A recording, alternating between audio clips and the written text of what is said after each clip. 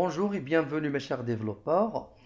Aujourd'hui, je vous présente un merveilleux projet agréable et simple à réaliser.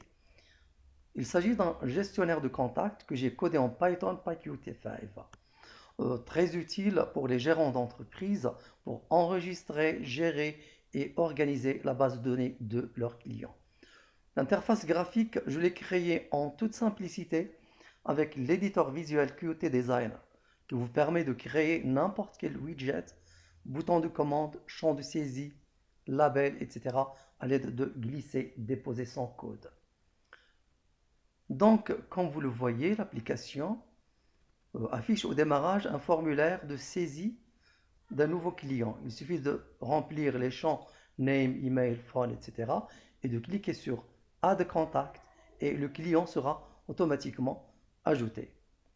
Et vous voyez en bas un objet du type QTableWidget, bien que TableWidget, qui permet d'afficher les données des clients qui sont saisis. Et en sélectionnant une ligne quelconque, j'obtiens d'autres informations, comme par exemple la photo du client, l'adresse, le job, etc. Je sélectionne un autre, comme vous le voyez, je sélectionne un autre, voilà, vous voyez. Donc, à chaque fois que je sélectionne un client, ça affiche des données supplémentaires. La photo de profil, l'adresse, le job et les autres informations aussi, comme vous le voyez. Alors, on peut tester maintenant l'application en essayant d'ajouter un nouveau client. Voici un exemple.